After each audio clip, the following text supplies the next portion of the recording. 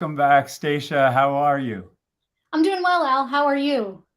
I'm doing well as well. I mean, it's been a hot summer for the better part of the country, and I know our friends in Europe have gone through an extraordinary time as well. So, yeah, just trying to get recharged here during the summer months. I know you got kids running around, so it is that time of year. But if you would introduce yourself, and I know we're going to talk about a topic that is very, shall we say, challenging. It's a great opportunity as well, and that's performance management in hybrid work. So with that, a little bit about yourself and what we'll be talking about.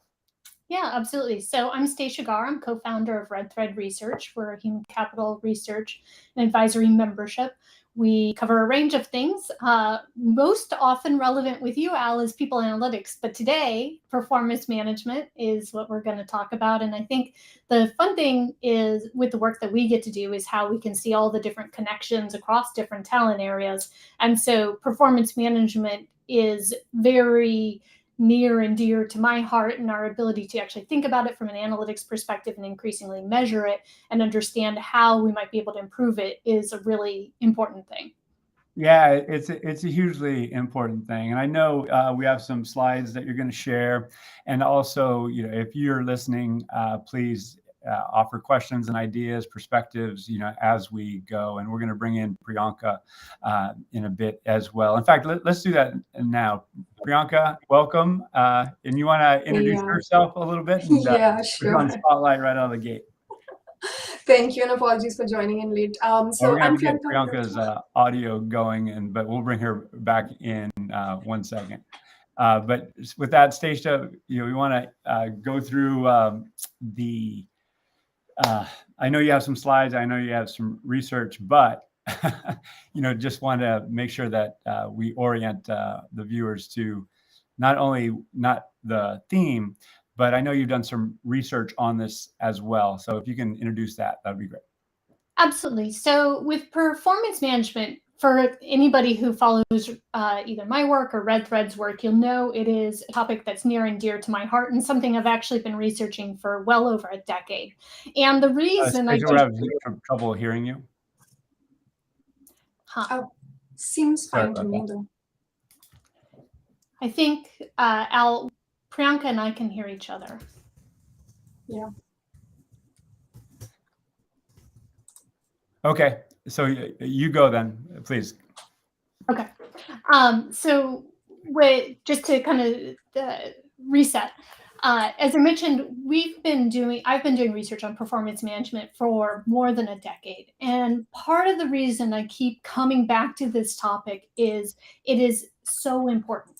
There are few other topics that we research that touches every single employee in the organization, influences culture in the way that it does, and has an impact on individual incentives and people's careers.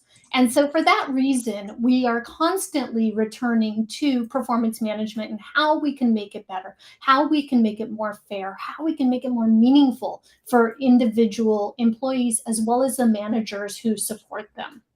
Now, we obviously have had a real shift with hybrid work in terms of how people are doing the work, and obviously before that with the pandemic and increasing in all the remote work that happened. Now the question is truly, what is it that we need to be doing differently when it comes to performance management as we move into hybrid work? Because there's the potential for so many different biases to come into play when we're talking about some workers being potentially in person, some being more remote or distributed, and us then trying to assess performance. In some ways, remote work was where everyone was not in the office was easier in that everyone was in the same playing, much more in the same playing field. As people start to come back to the office, that shifts. So that's what we were trying to understand with this study is how to think about these types of things. As I mentioned just a moment ago, we're RedThread Research, we're Human Capital Research Advisory Membership. And we've been doing this work for quite a long time. So this is a summary of the methodology and data for this particular study. But as I mentioned, when I was with Burson by Deloitte, I also led our performance management research from 2010 onwards. So this is something that we have deep expertise in. So when we talk about building performance management for hybrid, there are really 3 areas that our current research said are where we need to focus. And what we're looking at in particular here is how has performance management changed since, let's say, 2020 or 2019, which were the 2 earlier studies that we had run. And what we found was that the managers, as well as organizations broadly, need to focus on these 3 areas. So connection, so enabling the connection. And as we think about people coming back to the office, that makes sense. We've actually got a podcast series called The Great Reconnection to hopefully overcome the Great Resignation. But connection is so important of a lever that's something that we're talking across all our research. So connection's point 1. The second one is on clarity. And what's interesting about clarity, and we'll talk about this in just a little bit more detail, but in the past, clarity was something that we said to our managers, hey, managers, you need to go and make sure that your employees understand what they're working on. You can do that however you want. You can have goals, conversations, you can set goals within the system, but really it's on the manager and the employee.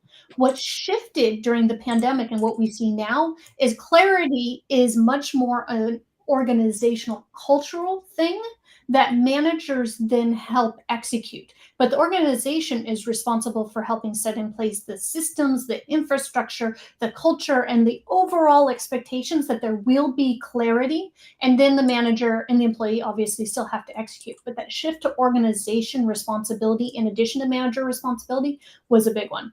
And then finally, confidence and trust. Without confidence and trust, the ability to sense that, even though I don't have eyes on this person every single day, that they can do this work. And that, even as we bring them back into the office, we're not bringing them into the office because I don't trust them, but we're bringing them into the office for reasons of connection, maybe clarity, collaboration, all sorts of other C's. But the point is that confidence and trust is an important part of performance management moving forward. So I can stop there, Al. I don't want to completely run over, but we can continue to kind of go down these 3 C's, or we can take a pause and answer any questions that you have or that have come in. Oh.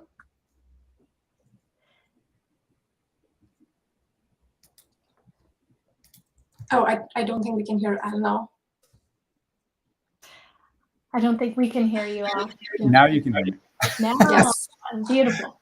So what I was saying was this is a tough or challenging topic in the best of times. Yes. Performance management, research goes back 20 plus years to the Corporate Leadership Council that I was privy to, where the process actually disengaged not only the person being reviewed, but the reviewer, him or herself. And yes, it has evolved and the data has gotten better and the processes have improved. But without line of sight on someone, you don't know not only what they're doing, are they being efficient and effective? There's this, for many, scarcity mentality where, okay, if I don't see them, then I have anxiety because I just don't know. And then there's this digital footprint to exhaust that people are creating to show activity. And again, we can talk about ethics all day, but that's not the purpose of it. But what I'm getting at is that, if I am thinking that I'm being evaluated based on my behavior in front of the screen, is that going to disengage me? Is that going to violate trust? Ultimately, we all want to be confident and we need to be trusted.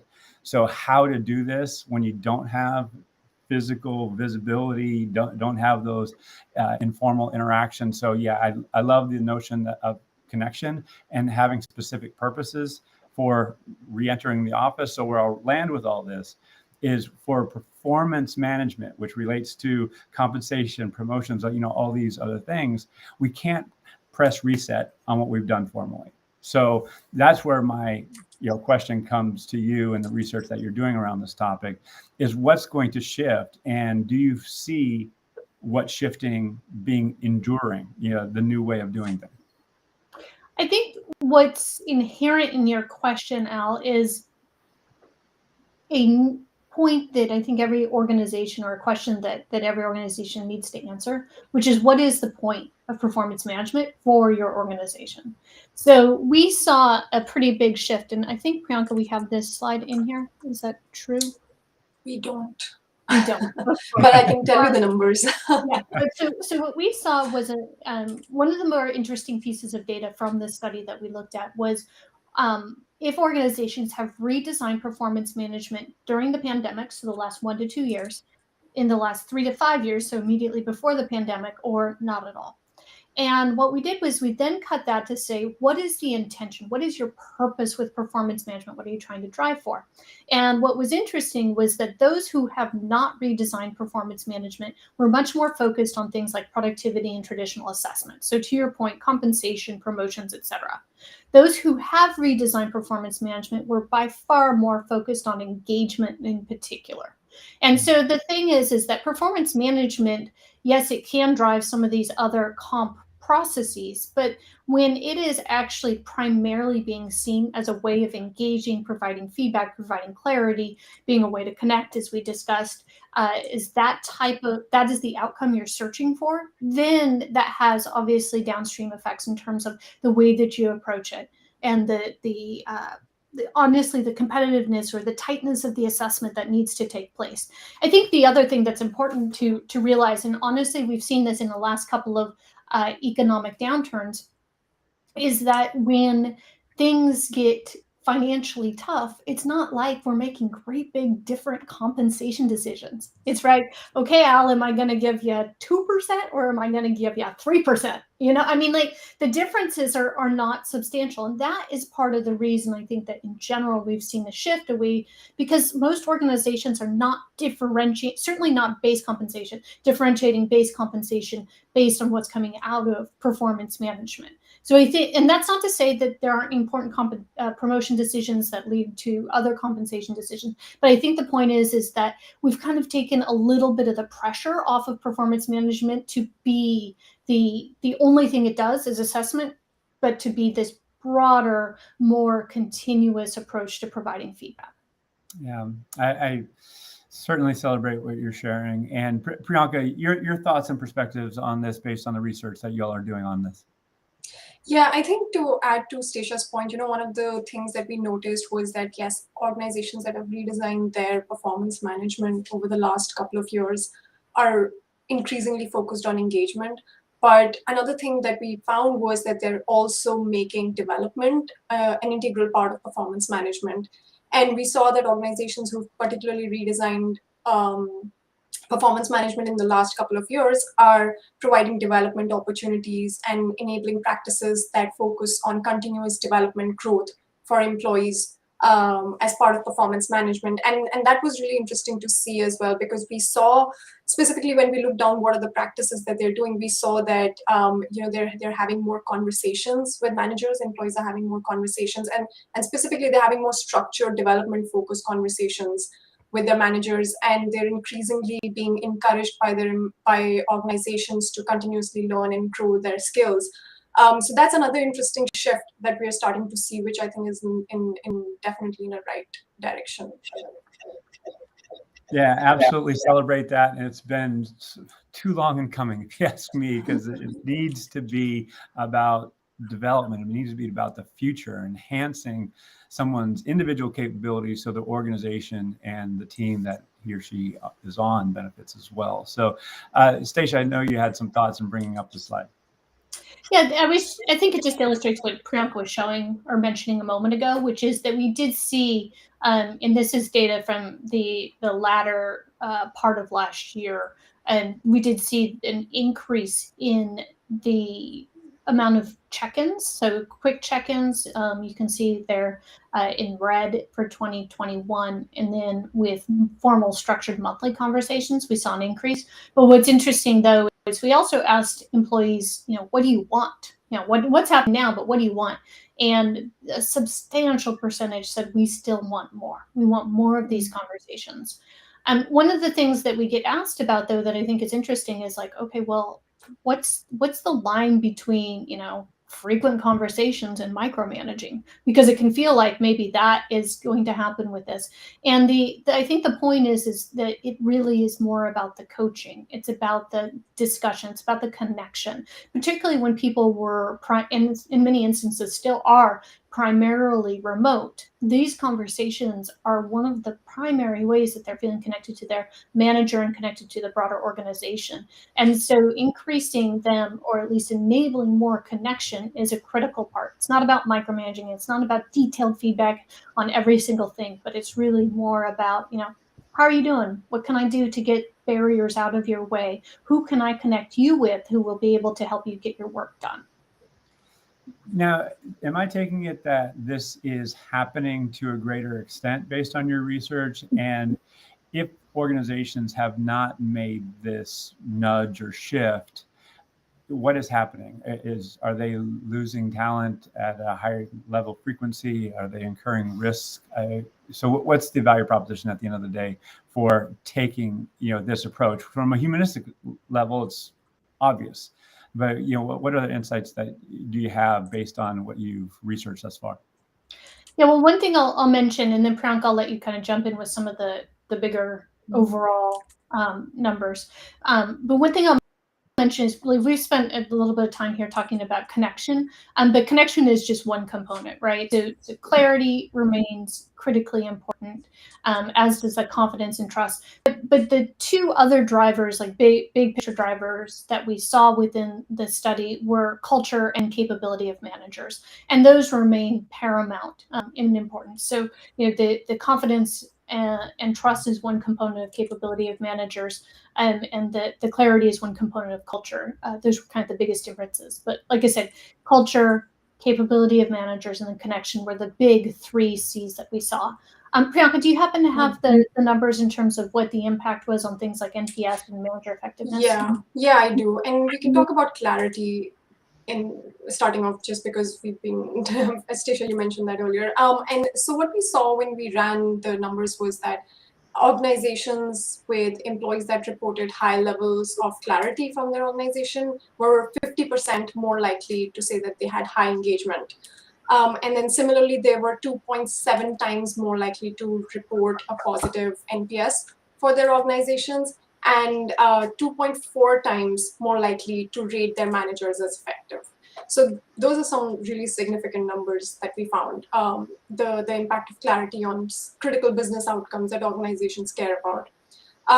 When we looked at confidence and trust, so we found some really interesting data over there as well. We saw that it has organizations that focus on confidence and trust have employees that are 4.8 times more likely to receive positive NPS from employees. So again, a very high amount of impact that confidence and trust can have. And then similarly, 3.3 times they were more likely to be rated as having effective managers. So again, a significant positive impact on that. Speaking of connections, we actually did not see a similarly high impact level. So I think it was somewhere around 1.2 times the positive impact that we saw on manager effectiveness. But we did want to mention that this data was collected in July and September of 2021. So it's been almost a year now since we collected this data. And we're actually going to launch a study within the next month to update these numbers. And our hypothesis is that we're actually going to see a much more significant impact of connections as we move forward. So yes, thank you for sharing that slide. Yeah, well, I can actually see this. And as you both know, when we talk about people data for good, humanizing the work experience, this is an opportunity that hopefully leaders as well as managers need to not only be attentive to, but take advantage of, because the costs of not doing this are severe, particularly given that we're in unquestionably now a downturn. Now, how severe is it going to be is a question mark.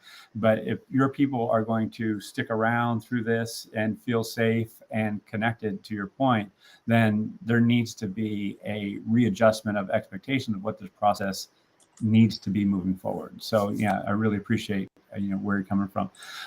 We have 10, 12 more minutes, and we can go past the bottom of the hour a little bit.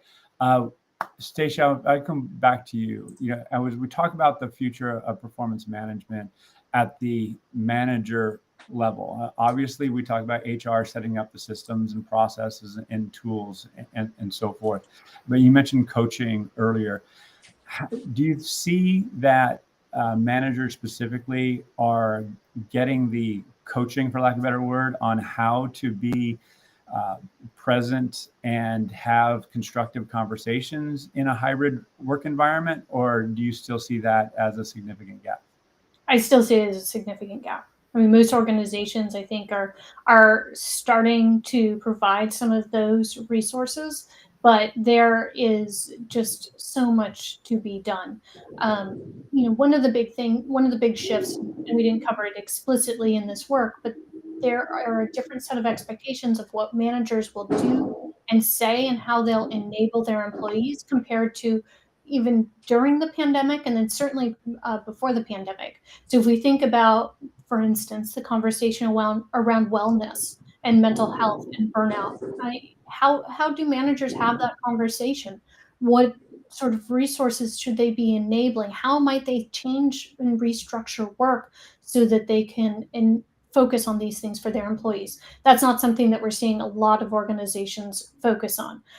We mentioned clarity as being increasingly an organizational topic, and that's a good thing. But sometimes, managers still need support. How do we have conversations about what's happening, particularly if I can't see you on a day-to-day basis? What are the expectations that we have in terms of documentation and changing things? And just kind of the list goes on, because you do have to have that greater level of confidence, but you still also have to be able to verify, right? Trust but verify. And so I think that there is a lot of room to help managers. And then the other side of this, though, is how are we taking some other work off of managers' plates so they have the time to learn this and to do this differently? Because all we've done over the last 2.5 years is pile more and more and more onto our managers. And it's no wonder that people are burned out and stressed and leaving, right? So how do we take work off of our plates? Yeah, and give people. And if I can just add to that, Al, we're actually are starting to see the impact of this increasing level of work and the burnout that managers are facing, because in our study we asked employees about their manager practices, and we noticed a slight decline in some of the forward-thinking practices that we had started to see managers adopt in 2020 during the pandemic. Specifically, we had asked around practices that include, managers focusing on the outcome of the work instead of counting how many hours the employee has spent in the seat, or being encouraging flexible work schedules, or creating a psychologically safe environment to work in. And we saw it wasn't a huge decline, but we did see some amount of decline in those practices in 2021 when we compared it to our 2020 data. So which is worrisome, especially because as we consider some employees coming back into office, some of them continuing to work from home, what are going to be the impacts of those things? Are managers going to take them into account? So it's just a lot that's piling onto their plates and that they need to think about, and it's not clear if organizations are doing enough to support them right now. Yeah, thank you for that. And when we talk about, I get kind of like this, because when we talk about support for people in this environment, I just listened to the radio this morning. Yeah, I listened to the radio, although it's via the internet. The pandemic obviously is not over. We got new boosters being produced. The idea of travel, business travel specifically, is a question mark. So many people organizations have hired remotely for obvious reasons. And now it's the case, our systems and processes in many cases have not accommodated that yet. And there's nudges and there's efforts that are all well intended.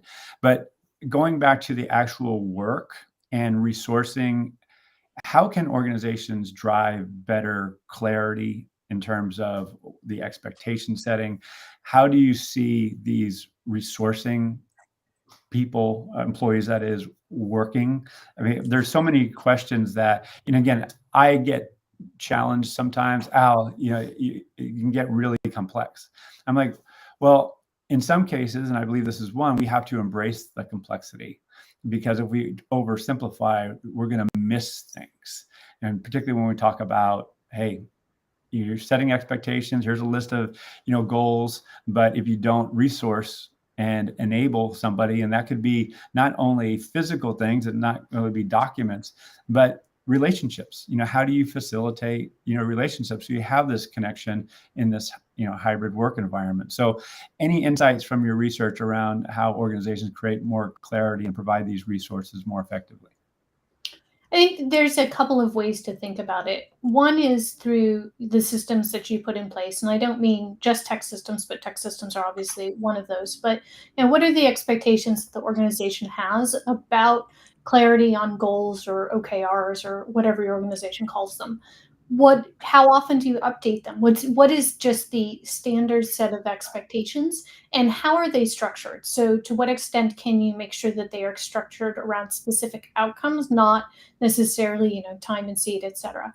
Think that so that's a system level question. The other system level question is how thinking through, how does this play in different environments? Okay, something may make a ton of sense if we're coming together on a weekly basis in person, 2-3 days a week, whatever your organization has decided.